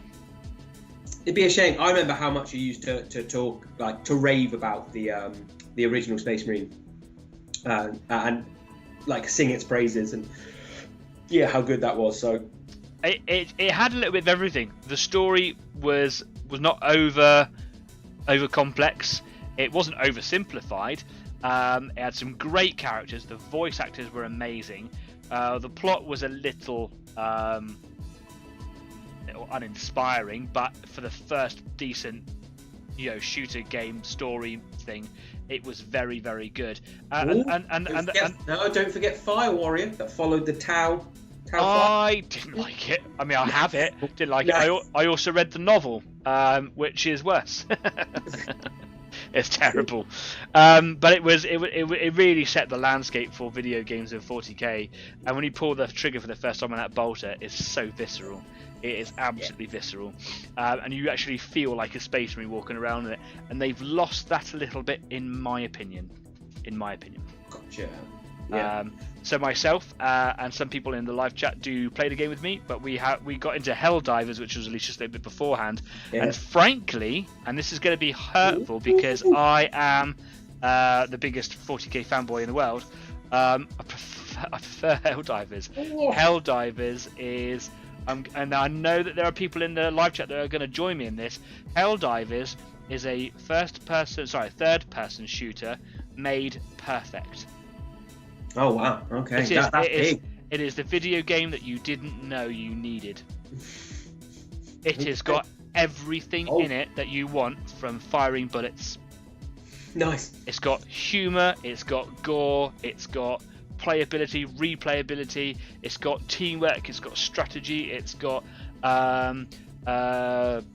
what's the word I'm thinking of? When you can like outfit your players the way that you want them to. Customizability, yeah. It's got so much stuff in there. If you want to spend money on it, you can get access into other things, but it doesn't penalise if you don't want to. Nice. You get your own ship. You get to name it from a set list of things. Mine's called the Distributor of Audacity. And it is absolutely farcical jovial, light-spirited fascist humour. Nice. It is basically unlicensed more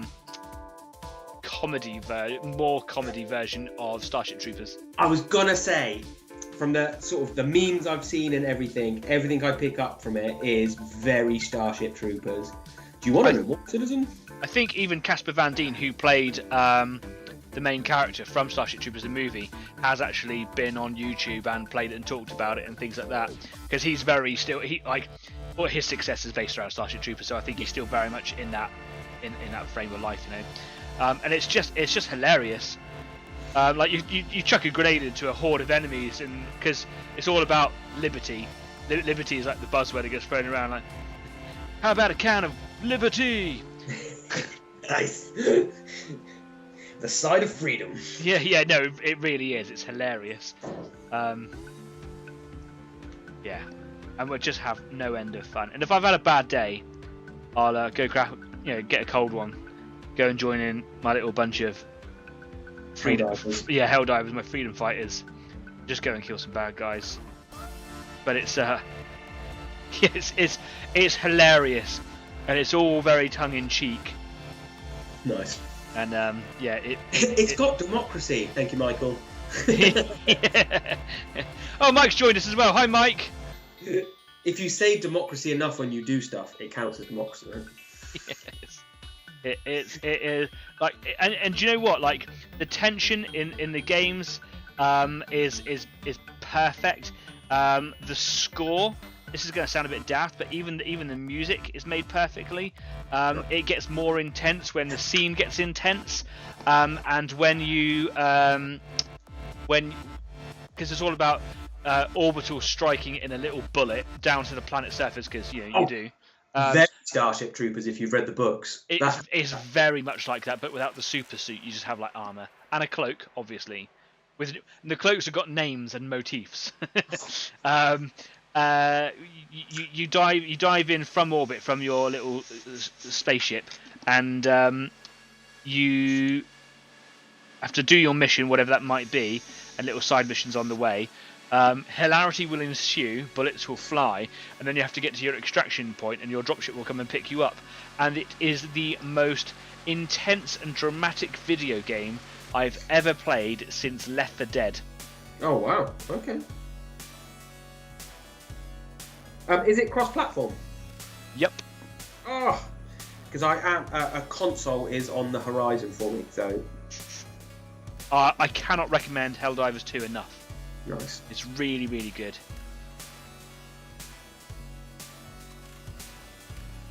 I can tell that the concentration has just kicked in for a second there, but. Oh, been talking so much, I've actually forgot what we're doing here. That is running a live stream about painting. I'm going to have a little look through the live chat, because there's been loads of stuff going in there. Steve Jenkins going back says he's got a kidney infection. Oh man, I'm so sorry to hear that. Hurts like buggery, but I'm okay. Good, glad to hear it. I hope you recover soon, mate.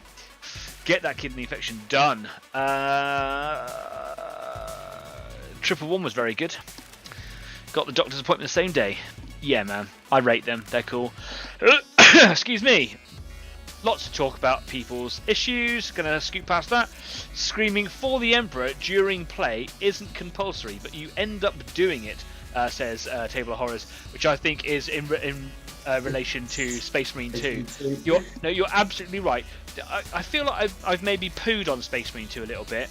Like, it is a very, very good game, and had it not been for Helldivers 2, which I consider a 9.9 video game, I'd be playing it all the time. Helldivers 2 just seemed. I played the solo campaign version of the story in Space Marine 2, and then what they've done very, very well is that there are 2 other squads of 3 Marines that go off and do other background missions when you are the lieutenant in the story, telling people to go over here and help us out, go and take out this little squad over here because it will help us with the artillery over here. You actually then get to go and play with 2 of your friends that squad and go and do that mission, and it happens regularly throughout. But there are 2 squads, so you actually get to kind of embody these other 6 Marines and 2 other squads.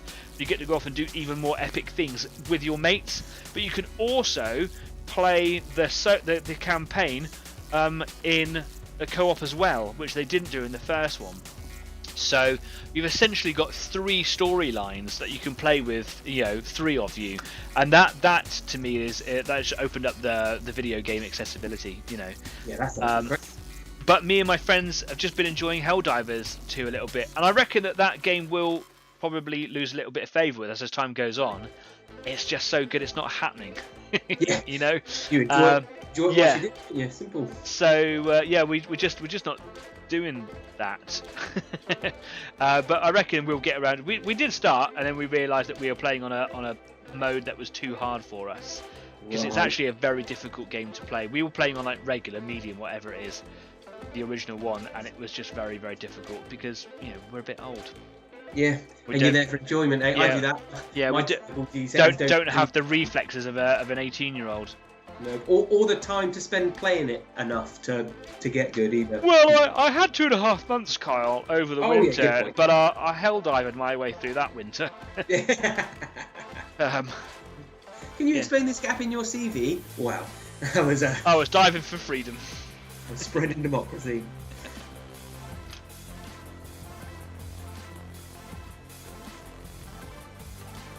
You know what? Like I said, I've not done any dry brushing on this model. Are you happy with what you're doing there?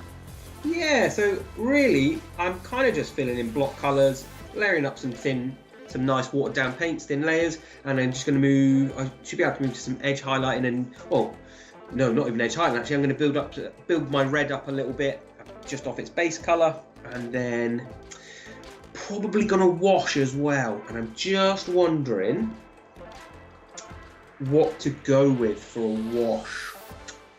Where I go,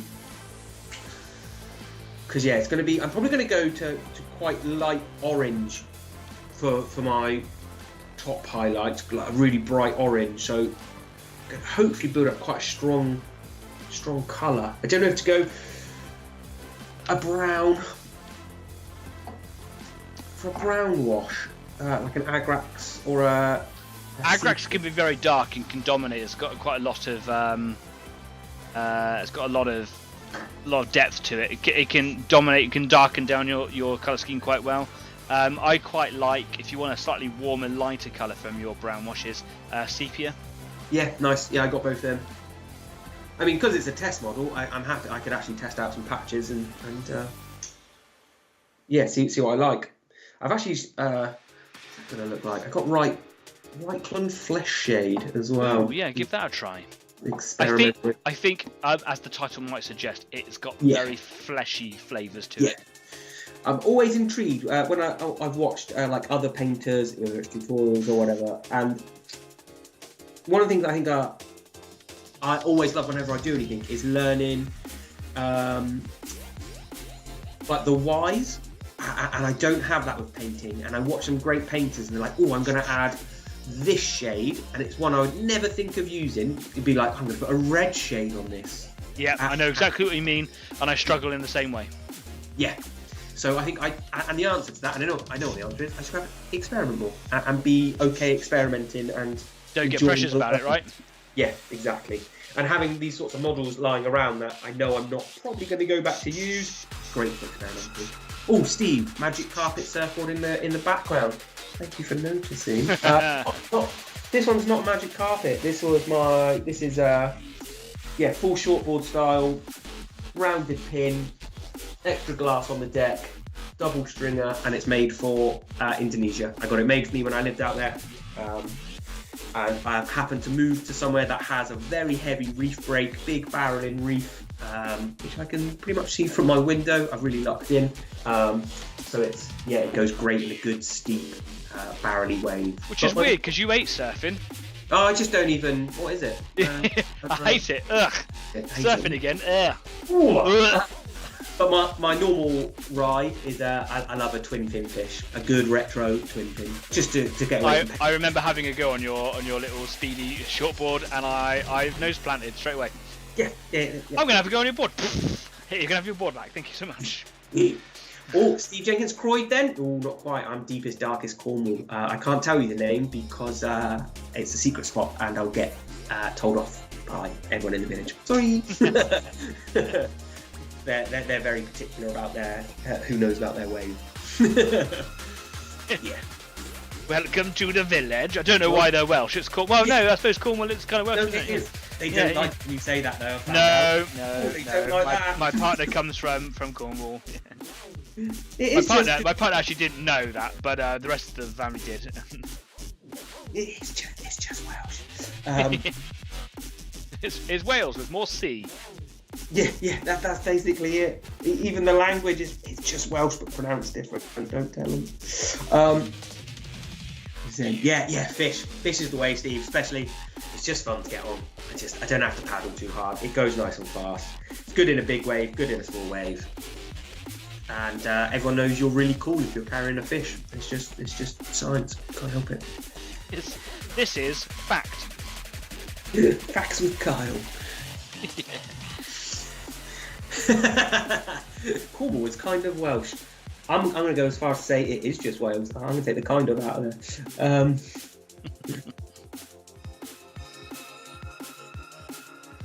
Oh, the concentration silence.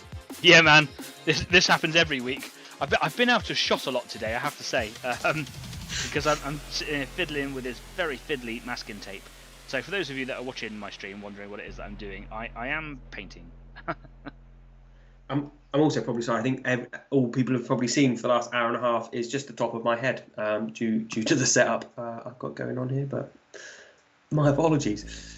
If Easier ever becomes some sort of like massive YouTube hit sensation, we'll make sure that we have a double workbench set up here. But it's going to require some hefty supercomputer machinery to be able to do that. But yeah, it's good to have ambitions, isn't it?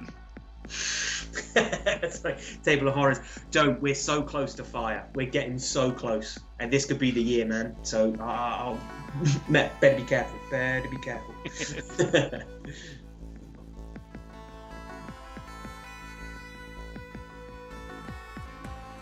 I know it is a tried and tested classic, like the red and sort of ivory look, but it is coming up really nice. I'm really happy with that, actually.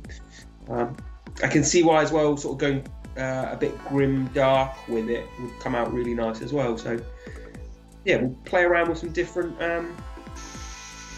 washes on that, I think, and see what cool. I like.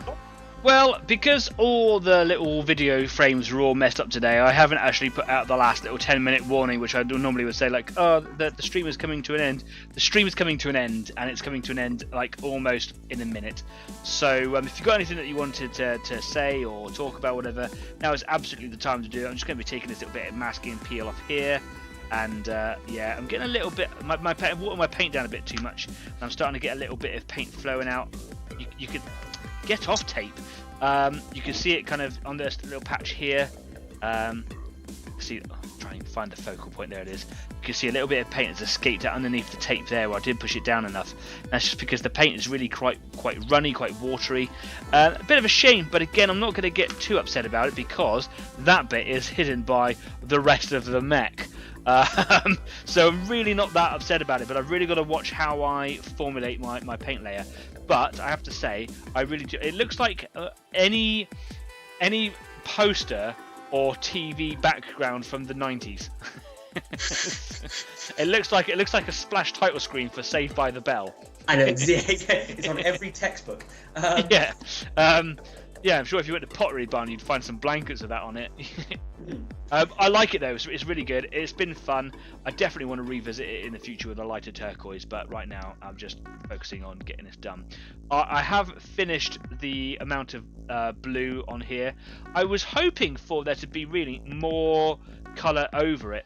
So that the grey would kind of be like a bit of a background peekaboo, really. You just see bits of it, and it'd be more turquoise and more blue all over it. But actually, because of the size of the mech, it's a light mech in the universe. It's very small. It's very hard to get any large quantities of colour on there and actually make it look like it's a dazzle effect. So if it was a larger mech, I probably could go a little bit more to town with it. I think this is going to start to take shape when I get to the head, because as you can see, there's just much more space up here to do things with. So yeah, looking forward to that. I would like the grey to be more background colour, but it still looks fun. It's still exciting to play around with. loving it. It's good. And I haven't really been concentrating on tonight because it's been yapping away with you, really. Look, I'm gonna come away from here ever so quickly. Let's go back to here. Ooh. Oh, wrong place. I don't have my buttons all set up. Yeah, who cares about Kyle? Here we go. There we are, lovely. So look, there's a little bit of chatter going on in the live chat over here, talking about Paws and Bovington. So I'm going to bring Kyle up to speed and anybody else who's been out of the conversation, but not this weekend that we're going into right now, tomorrow and the Sunday, but the following weekend, which I believe is the weekend including the 2nd of February. There is the Paws event in Plymouth. Paws, I believe, stands for the Plymouth Association of Wargamers. Yes, something like that. Society. They have a Facebook group. It's a gaming group, and they've organised every year for the last many years a model show and trader event, etc. in Plymouth. This happens down at the Plymouth YMCA, which is just on the outskirts. So you don't have to go into the city. It's very easy to get to. Me and my dad started going there some years ago. We've had a great time there for the last couple of years. It's a real nice local event for us Southwesters. If you live in the outside of the UK, it's a very easy event to get to. If you live in the Southwest, it's a very rural part of the country, so it's not very accessible, but it's a good one to get to. And it's just nice to support the local shows, the local community, and of course to kind of put a face of Easy 8 out there. My dad's Jeff in the live chat represents his own company, which is Purple Lion Creation, so it's a great opportunity for him to network. And we, as an Easy 8 group, have been going down there every year for about 4 or 5 years now. So if you are interested in getting back out on the road, because every year we go out and do at least a couple of shows together, but put it on your calendars. It's on the Saturday and the Sunday. I know there's been a lot of people trying to get in contact with me saying that the Sunday is a really good day for them, but the only day that I can really manage at the moment is the Saturday, and it's the only day that my dad is going to be able to go. That is Jeff, for those of you that don't know. So I think that we're going to pencil in the Saturday to go, and if anyone wants to join us, you're more than welcome. It'd be great to get the community back together again. And of course, Kyle, the invitation is extended to you. I don't know what your weekends are looking like, and I know it is a bit short notice. However, moving on from that, I'll let the live chat pull up the date because I don't have it in notes in front of me, but there is the Southwest Model Show at Bovington Tank Museum. Now, we've been going to the Tank Museum for about 4 years now as an Easy 8 group. I took my dad there for his 60th birthday 4 years ago for the Tiger Day, where they actually get the Tiger 131 out and run it around the fields twice a year, and that was a magnificent day. And ever since then we've been hooked and we go regularly, and I've got the guys from the Easy 8 community on a road trip to Bovington. And even though I've seen it all before, I still have to go over and just rub my hands all over all the tanks whilst making noises like because it's just great. So Bovington has, again, a 2-day weekend event, the Southwest Model Show, where what they do, they combine best of both of the worlds. They just have loads and loads of talent, loads of model communities and clubs and associations and gaming clubs and whatever, and they all just descend on Bovington Tank Museum, and they set up trader tables and display tables in and around the actual tanks that they are displaying, and it's just a fabulous event to go to. And I don't mind spending the money to go there, because I think that because all the money goes into the restoration of the the historical longevity artifacts, blah blah blah.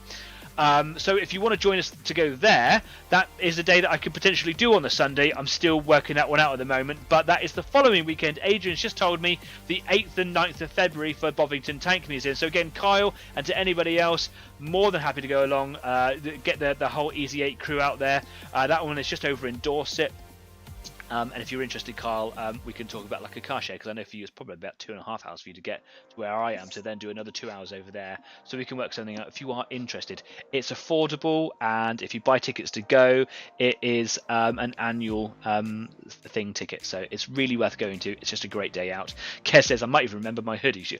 Kez has got an Easy 8 hoodie, and for the last couple of times has always forgotten it. Yeah, don't forget it, man. You represent him. And then, of course, after those two events, a little bit later, we've got the Exeter Legionary War Game Show, which again is another local show, very much like the Plymouth one, all the way over in Exeter. And I love going to that one because that is probably the nearest one to me. And I see a lot of familiar faces, and I always get welcomed there. And it's just a really nice show. And it's in a cattle market, and for those of you that aren't vegetarians like myself, they do the best morning fry-ups. So if you want to have yourself an all-day breakfast, like with the cows that were living there the week before, it's a bit savage, a bit brutal, but yeah, you should definitely go and head on over there. And then, of course, finally, we've also got Salute, which is the big show in London, which we went to a few years ago for the 50th anniversary, I think it was. And it was incredible. It is huge. It takes 20 minutes to walk down the corridor to get to the front door. It has a train there. It's insane. Yeah, Adrian's there. It's been my calendar there. The 10th of May for Exeter. Normally, or in the past, Salute has been in June. This year it's on April the 12th. So put that in your bookmarks as well, because I have in my repertoire of information good accommodation that is affordable nearby, and I know the routes to get there on the train network. And that will be a train up to London. So if anyone's interested in going to Salute this year, I've definitely got it on my radar. I'd like to attend them all. I'd love to get the Easy 8 community together to go out there and enjoy these things, just because it's nice to go out and talk nerd stuff with nerdy mates. In the meantime, however, it is the end of the show. The audio tracker has just finished with my chat in there as well, which is always good when that happens. This conversation carries on over on Discord. So don't forget, we're not just here on YouTube.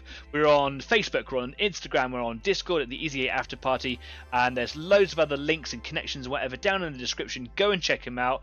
Kyle, have you got anything that you want to say before we disappear?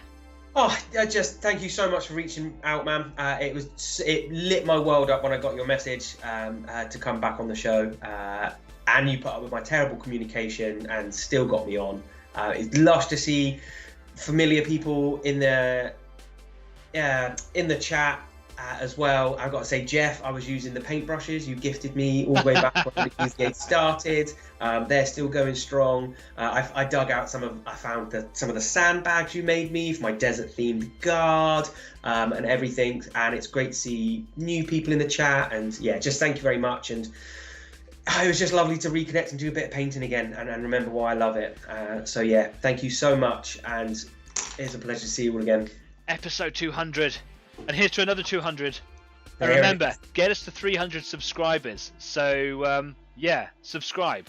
If you haven't already, please don't forget, thumbs up the video, subscribe, bring your friends or just randoms. Go and pull them off the street, get them to the show, get them subscribing, and hit the little bell icon so you know when I go live.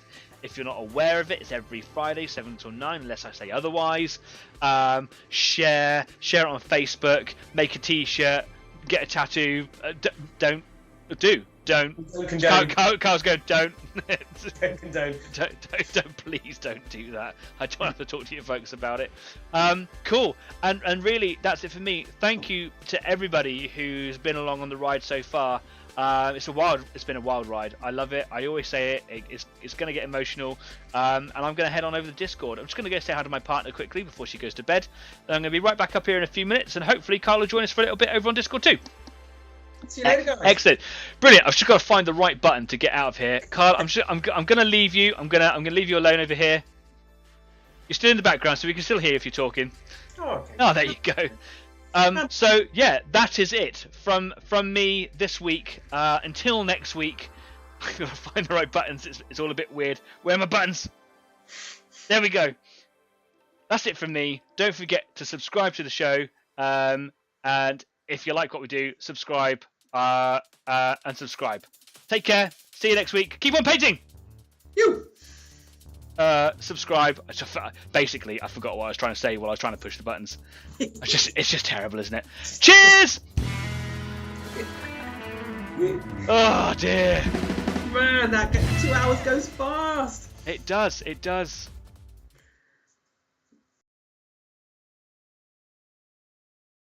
Subscribe.